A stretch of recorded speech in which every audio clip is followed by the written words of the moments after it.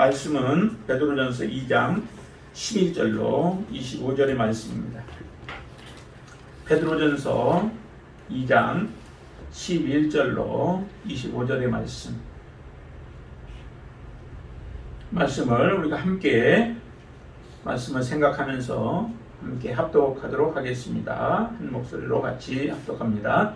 사랑하는 자들아, 보류민과 나그네 같은 너희를 권하노니 영혼을 거슬러 싸우는 육체의 정욕을 제어하라. 너희가 이방인 중에서 행실을 선하게 가져 너희를 악행한다고 비방하는 자들로 하여금 너희 선한 일을 보고 오시는 날에 하나님께 영광을 돌리게 하려 함이라. 인간의 모든 제도를 주를 위하여 순종하되 혹은 위에 있는 왕이나 혹은 그가 악행하는 자를 징벌하고 선행하는 자를 포상하기 위하여 보낸 총독에게 하라. 곧 선행으로 어리석은 사람들의 무식한 말을 막으시는 것이라. 너희는 자유가 있으나 그 자유로 악을 가리는 데 쓰지 말고 오직 하나님의 종과 같이 하라. 무사람을 공경하며 형제를 사랑하며 하나님을 두려워하며 왕을 존대하라.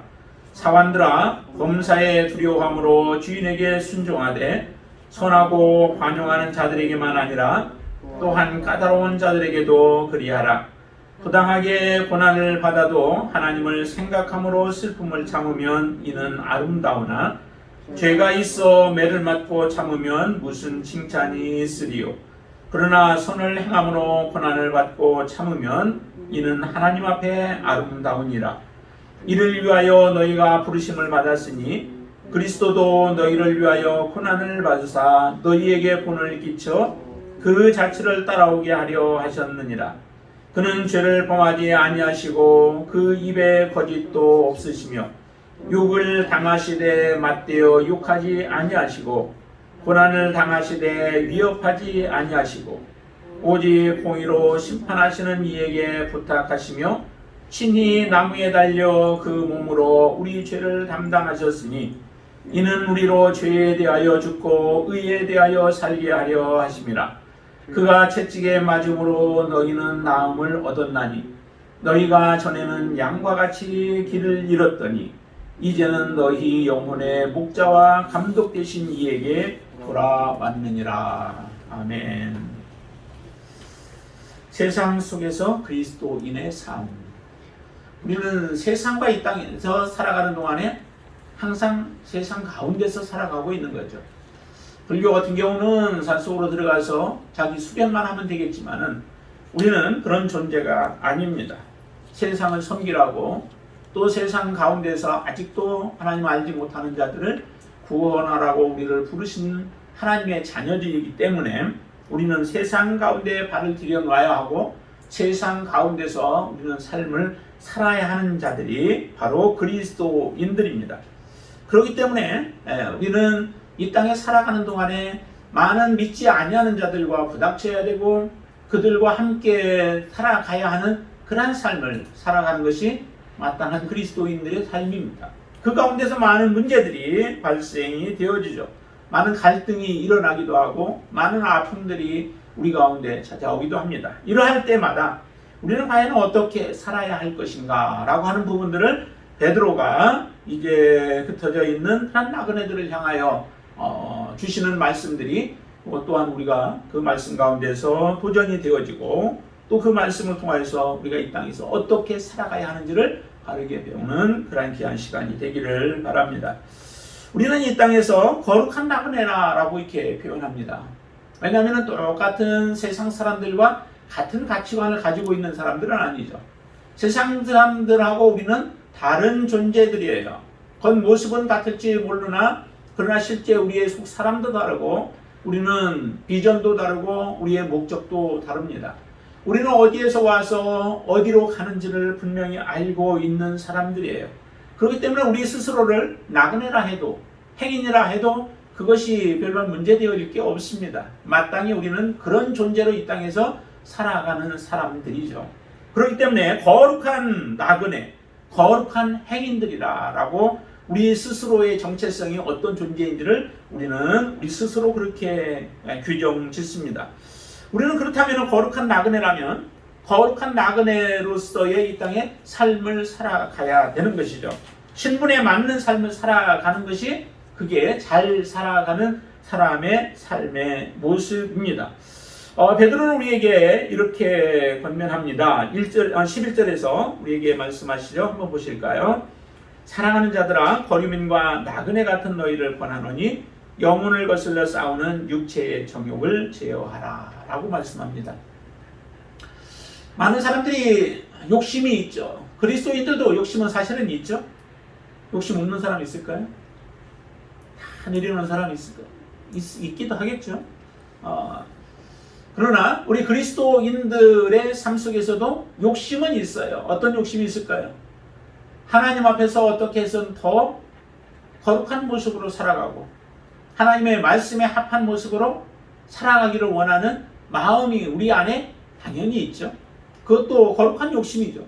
세상적인 욕심이 아닌 세상에서 우리가 잘 되어지고 세상에서 영광을 누리고 세상에서 부유함을 누리고 세상에서 많은 것들을 가지고 하는 그런 욕심이 아니라 하나님 앞에 어떻게 해서든 우리가 더 합당한 모습으로 쓰임받고 더 하나님을 잘 섬기고자 하는 그 마음에서 갖는 우리의 거룩한 욕심이 필요하다는 거죠.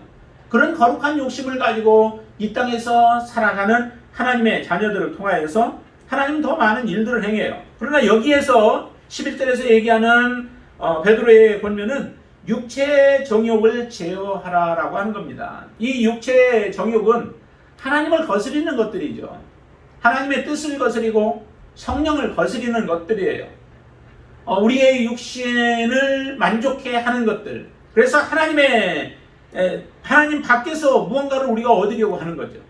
하나님 안에서 만족을 얻는 사람은 온전한 그리스도인들의 삶이지만 하나님 안에서 만족을 누리지 못하고 하나님을 발견하지 못한 사람들은 그 안에서의 만족을 누리지 못함으로 인하여 그 부족한 부분들, 공허한 부분들을 세상 가운데서 누리고자 하는 마음을 가지고 세속적인 욕구와 욕망을 가지고 살아가는 사람들이 있다는 거죠. 그것이 바로 우리 그리스도인들 안에서도 나타나기 쉬운 부분들이에요. 그렇기 때문에 사도 베드로는 우리에게 이렇게 얘기합니다. 육체의 정욕을 제어하라고요. 육체의 정욕을 제어함으로 인하여서 바르게 살라라고 하는 것입니다. 우리의 영혼을 거스려 싸우는 인간의 본능, 이와 같은 것들을 제어하기 위해서는 반드시 필요한 것이 성령님의 역사입니다. 이스라엘 백성들의 삶의 모습에서 하나님은 참으로 가장 값진 포도나무, 극상품 포도나무를 가나안의 땅에 이스라엘 백성들을 심으시고 아름다운 열매를, 극상품 포도를 맺기를 요구하셨습니다. 그런데 이스라엘 백성들의 삶의 모습 속에서는 그것을 찾아볼 수가 없었던 거죠. 그렇기 때문에 하나님께서는 이제 그들의 육신을 가지고 그들이 하나님의 뜻을, 말씀을 온전히 이루지 못하는 것들을 해결하기 위해서 하나님은 성령을 우리 안에 두시고 우리의 마음을 다스리도록 역사하여 주셔서 하나님 앞에 온전한 열매를 맺을 수 있도록 우리를 그렇게 인도하시는 겁니다. 그렇게 성령의 역사하심을 통하여서 우리는 그 열매를 맺을 수 있게 되어지고 육체의 정욕을 제어할 수 있게 되어지는 겁니다. 그래서 세상 속에서 그리스도인들의 삶 가운데 중요한 것은 바로 그래서 육체의 정욕을 제어하는 삶을 살아가라는 겁니다. 갈라디아서에 보면은 우리가 이전에 육신적으로 갔던 모습들에 대해서도 많이 말씀하고 우리가 어떻게 성령에 붙들려 살아가야 하는가라고 하는 것을 우리에게 말씀해 주십니다. 한번 갈라디아서 말씀을 한번 잠깐 보시겠습니다. 5장을 보겠습니다. 갈라디아서 5장 19절 말씀부터 한번 보시죠. 5장 19절부터 보시면 그게 이게 육체의 일이고 육체의 욕심들입니다. 자, 그것을 보시면 같이 한번 읽어보시죠. 19절부터 육체의 일은 분명하니 곧 음행과 더러운 것과 호색과 우상 숭배와 주술과 원수 맺는 것과 분쟁과 시기와 분냄과 당 짓는 것과 분열함과 이단과 투기와 술 취함과 방탕함과 또 그와 같은 것들이라. 전에 너희에게 경계한 것 같이 경계하노니 이런 일을 하는 자들은 하나님의 나라를 유업으로 받지 못할 것이요 라고 말씀하시죠. 여기에 거론한 것들만 말씀하시는 것은 아니죠. 그 외에 그와 같은 유들이 있다라고 하는 거예요. 그런 것들을 행하는 자들은 결코 하나님의 나라를 유업으로 받지 못한다라고 말씀해요. 이렇게 육체의 삶을 살아가는 자들, 육체의 정욕을 제어하지 못하며 살아가는 자들은 반드시 실패한 인생이요 하나님의 심판을 면치 못할 자들이라는 겁니다. 그러면 우리가 어떻게 해야 하나님의 뜻 가운데 서서 바르게 살아갈 수 있을까요? 22절부터 이렇게 말씀하시죠. 오직 성령의 열매는 사랑과 희락과 화평과 오래 참과 자비와 양성과 충성과 온유와 절제니 이 같은 것을 금지할 법이 없느니라. 성령이 우리 안에서 역사하여 주실 때에 그것을 우리가 맺지 못하게 금지할 법이 없다라고 하는 겁니다. 성령의 열매는 어떠한 상황 속에서도 맺을 수 있고 어떠한 환경 속에서도 우리는 맺을 수 있는 겁니다. 고난 가운데서도 맺을 수 있고 슬픔 가운데서도 맺을 수 있고 우리는 많은 부유함 가운데서도 맺을 수 있는 것이 성령의 역사라는 거죠. 그런 성령의 역사를 통하여서 우리 가운데 이루어내기를 원하시는데요. 바로 흩어져 있는 나그네들, 이런 나그네들은 지금 예수 그리스도를 모시고 성령이 그 안에서 역사하는 삶을 살아가고 있는 자들이기에 너희들은 반드시 육체의 정욕을 제어하는 삶을 살아가라. 그것이 너희들에게 주어진 이 땅에서의 반드시 해야 할 우리의 삶의 모습이라고 하는 겁니다. 여러분들 안에는 어떠신가요? 여러분들 안에 정말 육체의 정욕을 다 제거하셨나요? 오직 하나님이 우리에게 요구하시는 바 거룩한 삶을 우리가 소망하며 그 믿음으로 여러분들이 지금 살아가고 계신가요?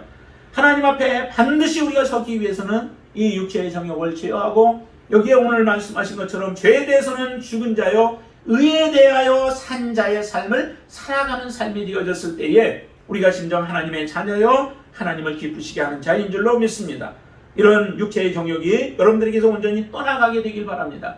어떤 사람이 한 분이 그런 얘기를 하더라고요. 예화인데요.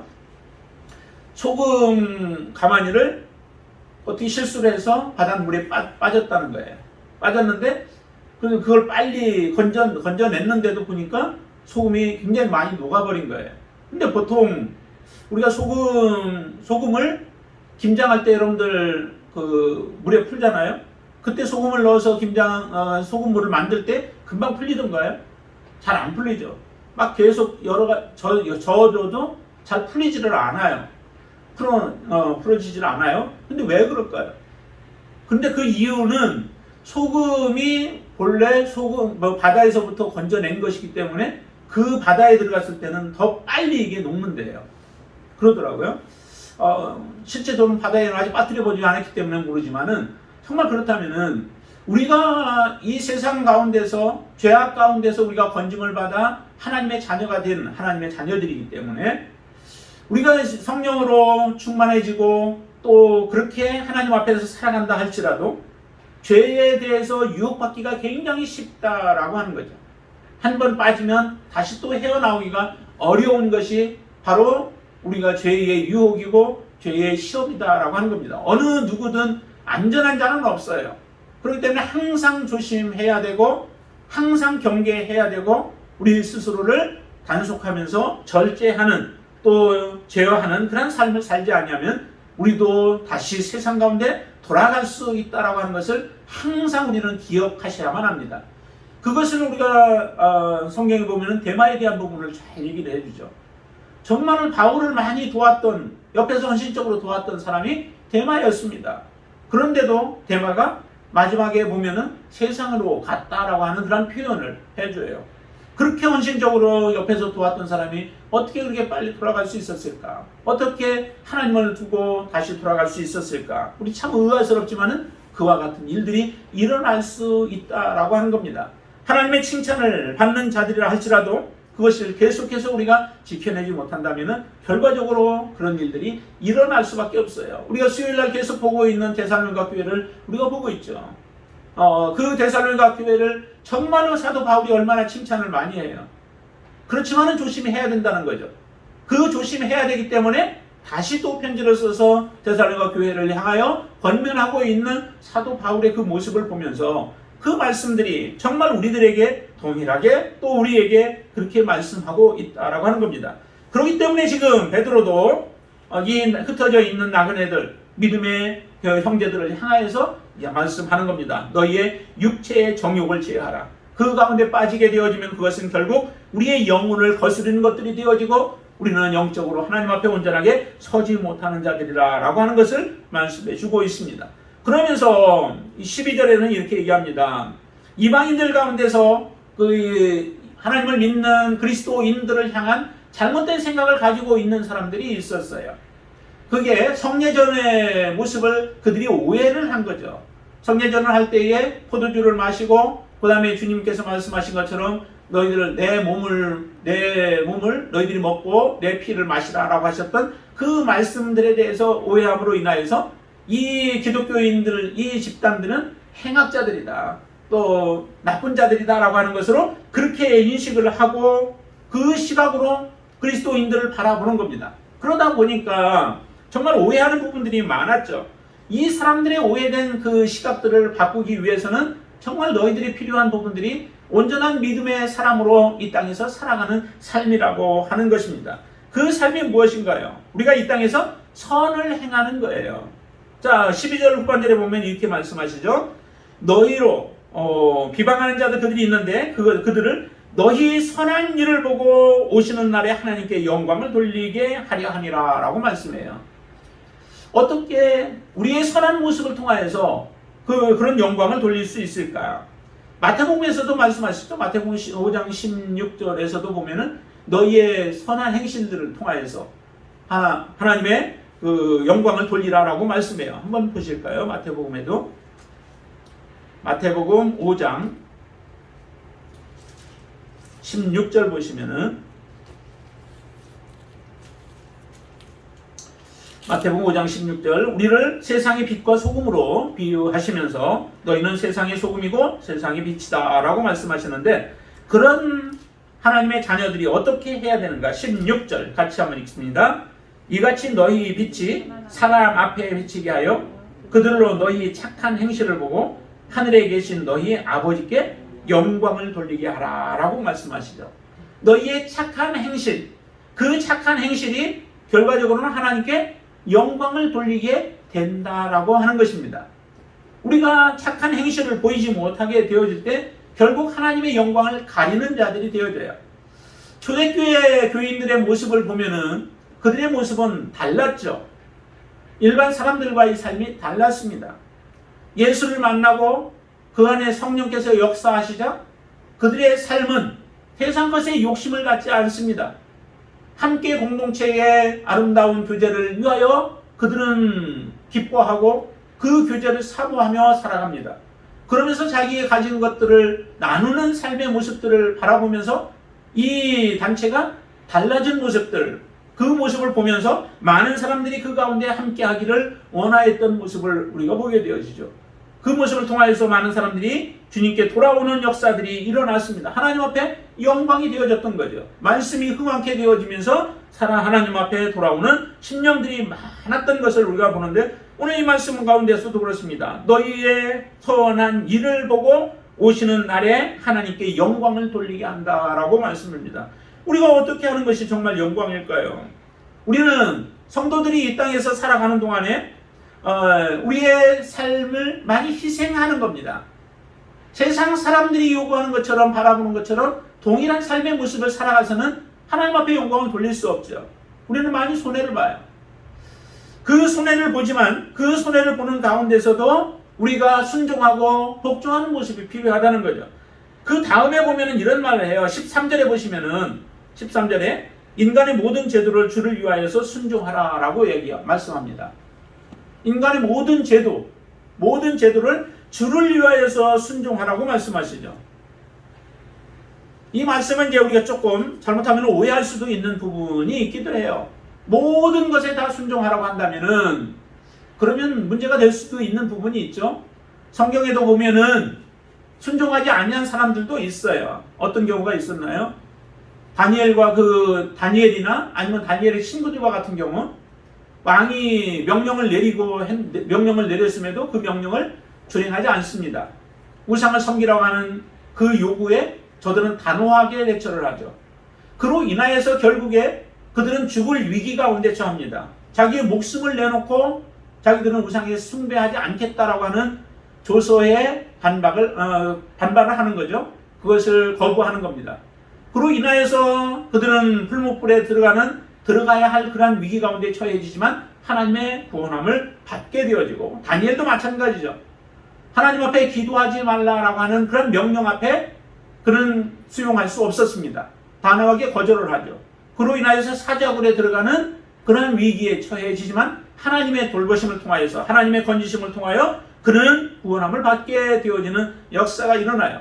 이처럼 악한 법을 정해놓고 그것을 통하여서 성도들이 믿음을 갖지 못하도록, 믿음에서 떠나도록 하는 이런 법들이 있을 수 있다는 거죠.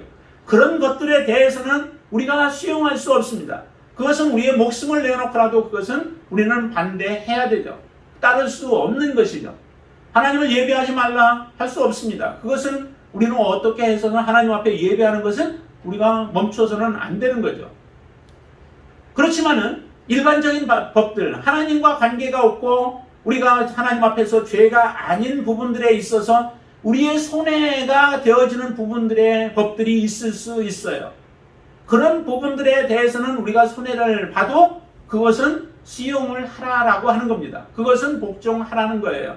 이것이 분별이 안 되어지면 우리는 모든 부분들에 대해서 반대를 하든지 아니면 또 모든 것에 대해서 전적으로 수용하게 되어지면 우리의 신앙까지도 무너지게 되어지는 경우가 생겨진다는 거죠. 그렇게 되어져서는 안 돼요.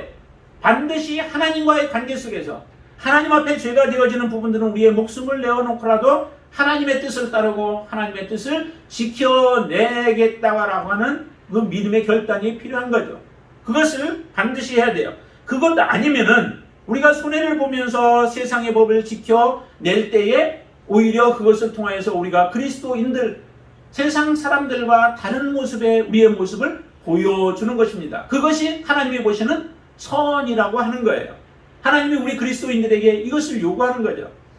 초대교회 때도 많은 사람들의 놀잇감이 되어지고 그들의 즐거운 거리가 되어지면서 많은 사람들이 죽어갔습니다. 그렇다고 해서 그것 때문에 데모를 하지 않습니다. 그냥 그것을 자기 몸으로 받으며 순교의 삶을 살아갔던 사람들의 삶의 모습을 보죠. 예수님의 모습을 보세요. 예수님께서도 그 당시에 불의한 것들이 왜 없었겠어요? 그냥 작은 예로 든다면 성전세를 내는 것도 예수님이 한번 얘기를 하셨죠. 성전세는 누구에게 받는 것이냐? 아들에게 받는 것이냐? 아니면 다른 사람들에게 받는 것이냐? 아들에게는 받지 않지 않느냐? 그렇지만은 예수님께서 그것을 받아들여서 성전세를 내죠. 베드로꽃과 함께 가서 물고기 잡아가지고 입에서 나오는 걸 가지고 한 세겔을 너와 내 것을 내라 하라고 하면 그것을 받아들이십니다. 그 당시에도 불의한 부분들이 많아서 만약에 저항하려면 얼마나 많이 있었겠어요. 그러나 주님께서는 그 일을 걸어가시는 거예요. 십자가의 길을 가는 것도 주께서 죄가 없는 분이셨고 거짓 그 입술에 여기 보니까 그 입술에 거짓된 것도 하나도 없었던 분이신데 십자가의 길을 걸어가야 한다고 하는 것도 얼마나 이게 불의한 일이에요. 그런데도 주님은 그 길을 걸어가시면서 하나님의 뜻이기에 하나님의 뜻을 준행하며 그 길을 걸어가시는 겁니다. 정말 우리가 이와 같은 자세로 이 땅에서 살아가야 한다는 거죠. 근데 우리는 정말 그것이 하나님 앞에 하나님의 뜻과 관계되어진 게 아니라 나의 조금 유익과 관계되어진 것들 때문에 우리는 그것을 지키려고 우리는 세상 사람들과 똑같은 행동들을 행하는 경우들이 있다는 거죠. 그런 모습을 보면서 과연 우리가 그리스도인들인지 아닌지를 세상 사람들이 어떻게 분별을 하겠느냐는 거예요. 우리의 것을 포기할지라도 우리의 것을 희생할지라도 하나님의 뜻 앞에 바르게 서서 하나님 우리에게 말씀하신 바를 지켜 행하는 삶을 살아가야 하는 것이 그리스도인들로서 우리가 마땅히 해야 할 일들이라는 거예요. 그렇게 행할 때에 그 모습을 보면서 사람들이 우리가 하나님의 자녀인 것을 알고 하나님 앞에 하나님의 자녀라고 인정하는 얘기는 다시 말하면 하나님 앞에 영광을 돌리는 거예요. 그리스도인이라고 하는 그 호칭을 받았을 때에 그들을 비아냥거리는 부분처럼 보일지 몰라도 그러나 진정으로 그들을 닮고자 하는 그런 마음들이 생겨질 수밖에 없는 거예요. 그거는 하나님 앞에 온전한 영광인 거죠. 정말 우리가 어떻게 살아가고 있습니까? 여러분들은 우리의 삶 속에서 내 이익을 챙기기 위하여 하나님의 뜻을, 하나님의 법을, 하나님의 요구를 우리가 무시하며 살아가고 있나요? 아니면은 내 뜻은 내가 희생되어지면서 세상의 것이 불합리할지라도 하나님을 존경하고 하나님을 우리가 두려워하며 말씀 앞에 서서 그 불의한 법들이라도 우리가 지켜가며 살아가고 있는가요? 하나님은 우리에게 말씀합니다. 그런 가운데서도 너희들은 지켜나가라는 거죠. 참 우리의 삶의 모습 속에서 이처럼 주를 위하여서 그렇게 순종하라는 거죠. 우리 자신을 위해서가 아니라 주님 때문에, 하나님의 영광 때문에 우리가 그와 같은 삶을 살라라고 이 흩어져 있는 그런 나그네들을 향하여서 말씀하고 있습니다. 여기는 이렇게 말씀합니다. 왕이나 아니면 총독에게 너희들이 순종하라는 거죠. 왕이나 총독은 누가 세우셨나요? 세우신 분이 하나님이세요. 세상의 법에 따라서 세워지기는 했어도 그게 하나님이 세우신 것이라는 거죠. 하나님이 패하고 싶으면 어느 왕이든 다 패하시죠. 그럴 권능이 하나님에게 있습니다. 하나님을 우리가 믿는다라고 하면서 이런 모든 부분들에 있어서 하나님의 역사를 믿지 않고 우리가 하나님을 신뢰하지 못하는 경우가 참 많습니다. 하나님이 악한 왕을 세우신 것도 하나님이시죠. 또 선한 왕을 세우신 분도 하나님이세요. 그러나 그 세우신 왕이 악해서 하나님의 백성들에게 해가 되어질 때 하나님은 그들을 제거할 수도 있습니다. 순식간에 제거할 수도 있죠. 해독과 같은 경우는 충이 먹어서 죽는 그런 일들도 일어났잖아요. 많은 악을 범하며 하나님이 모든 일들을 하실 수 있는 분이시다라고 한다면 되어지는 모든 부분들에 있어서 우리가 순종하게 되죠. 그러나 더 악한 자들이 나타나서 하나님의 자녀들의 믿음을 파괴하려고 할 때에 그런 때는 그러한 법에는 우리는 순종할 수 없는 자들이라는 거예요. 그러므로 너희들이 정말로 이 선을 행함으로 말미암아 무식한 자들, 악한 자들, 이러한 자들에게 깨우칠 수 있는 것이 바로 그것이란 거죠. 로마 시대에 그 위에 있는 정치 지도자들을 깨울 수 있었던 것이 정말 무엇일까요? 누군가가 권력을 가지고 그들을 깨운다고 해서 깨우칠 수 있었을까요? 아니에요. 정말로 불의한 일들, 그리고 자기들을 그 짐승의 밥으로 내어주면서 그들을 죽여가고 또한 때로는 사람들로 오히려 거기에 기름을 부어가지고 불을 태우면서 횃불을 만들어 사용했던 이런 악한 자들의 삶을 변화시킬 수 있는 이런 미련한 자들과 악한 자들을 바꿀 수 있는 것은 그 가운데서도 하나님을 찬양하며 하나님 앞에 믿음으로 섰던 자들을 통하여 그들은 변화되어지는 겁니다. 하나님은 그렇게 역사하시는 거죠. 이 땅에 많은 악이 난무하는 이유가 어디에 있을까요? 그것이 꼭 우리 그리스도인들에게 해만 되어지는 것은 아니라는 거예요. 악한 부분들이 있어서 그 악으로 말미암아 고통당하는 사람들을 울부짖는 사람들이 있지만은 그 가운데서 또한 하나님 앞에 온전한 모습으로 서는 사람들도 있다라고 하는 겁니다. 그러기에 세 번째는 이렇게 얘기를 해요. 18절에 보시면은 사환들에게 얘기하는데 주인들에게 순종하라라고 말씀합니다. 주인들에게 순종하되 선하고 관용하는 자들에게만 아니라 또한 까다로운 자들에게도 하라는 거죠. 그래서 선을 행함으로 너희들이 고난을 받으라라고 말씀하는 겁니다. 선을 행함으로 말미암아 고난을 받으면 그게 하나님이 기뻐하시는 것이라는 거죠. 사환들, 그렇죠. 선한 사람들이 자기를 다스리면 얼마나 좋아요. 그러면 기쁘게 섬길 수 있죠. 그런데 여기에서 요구하시는 것은 까다로운 그런 주인들에게도 너희들은 순종하라라고 말씀하는 겁니다. 까다로운 주인들을 얼마나 미워요. 그렇지만 성경은 주님께서는 더욱더 우리에게 말씀하기를 이 베드로가 얘기하는 것처럼 주님도 말씀하시잖아요. 그 까다로운 주인들을 위해서도 원수들을 위해서도 너희들은 축복하라는 거예요. 원수들을 위해서 너희들은 기도하라는 거예요. 구약의 가르침은 그들을 미워하라고 하였지만은 그러나 주님은 말씀하기를 그들까지도 너희들이 품어야 된다. 성령이 그 안에 거하시는 사람들은 너희들에게 까다롭게 고통스럽게 힘들게 괴롭게 만들고 힘들게 할지라도 그들까지도 참을 수 있는 자들이 되어야 된다. 왜 그럴까요? 주님을 여기서는 예로 들어서 말씀합니다. 주께서 이렇게 하시지 않았느냐? 주님 보세요. 거기에 보니까 주님은 21절부터 보시면은 이를 위하여서 너희가 부르심을 받았으니 그리스도도 너희를 위하여서 고난을 받아사 너희에게 본을 끼쳐서 그 자체를 따라오게 하려 했다. 예수 그리스도가 이미 그와 같은 삶을 살았다는 겁니다. 우리만 그 외로운 길, 힘든 길, 고통의 길을 걸어가라고 요구하시는 게 아니라 주님이 이미 그 길을 걸어가셨습니다.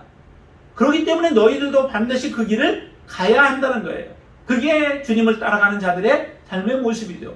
그렇게 따라가려면 반드시 필요한 것이 우리의 모든 것들을 다 내려놓고 오직 주님이 기뻐하시는 대로 주님을 섬기고자 하는 마음으로 우리의 목숨까지도 내어놓고 주님을 섬기는 자들이 그와 같은 삶을 살아가게 된다는 겁니다. 주님은 범죄하지도 않았고 거짓도 없으신 분이시고 그런데 욕을 당해도 맞대어 욕하지도 않고 고난을 당해도 거기에서 미흡하지도 아니하고 오히려 공의로 심판하시는 하나님께 모든 것을 다 맡겼다라고 얘기합니다. 그로 인하여서 죽을 자들을 하나님은 살리시는 역사가 일어나듯이 우리 그리스도인들이 이와 같은 주님이 살아가신 모습처럼 살아가게 되어질 때에 우리의 삶을 통하여서 하나님을 알지 못하는 자들, 하나님을 저들이 배척하는 자들이 하나님 앞에 나올 수 있는 기회가 되어지는 겁니다. 그렇기 때문에 우리에게 선을 행하라는 거죠. 선을 행하면서 고난을 당하게 되어질 때에 너희들을 통하여서 이와 같은 역사가 일어날 수 있다. 그렇기 때문에 이 전도라고 하는 것은 그냥 이루어지지 않는다는 겁니다. 우리의 말로만 이루어지지 않는다는 거죠. 그리스도인들의 삶을 저들은 지켜보고 있습니다. 지켜보고 있고 고난 당할 때 어떻게 하고 있는지, 저들이 어떻게 대처하고 있는지, 무슨 말을 하고 있는지, 어떻게 행동하는지를 다 보고 있다는 거예요. 그 보고 있는 가운데서 그리스도인들의 삶과 자기들의 삶이 다를 바가 없으면 굳이 그리스도를 믿을 이유가 무엇이 있겠습니까?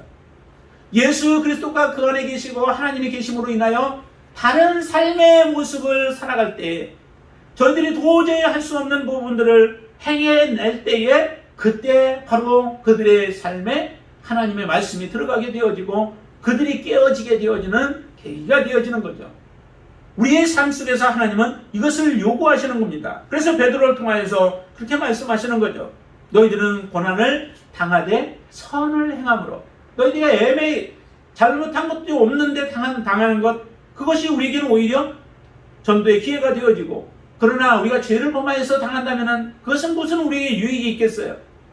우리에게 고난이 정말 유익하게 되어지려면 그 고난 속에서 고난 당할 때에 정말 참된 말씀을 붙들고 믿음으로 살아가는 가운데서 우리가 당해지는 고난이 있을 때에 하나님은 우리를 통하여 영혼들을 구원케 되어지는 그런 역사가 일어나게 되어진다는 겁니다.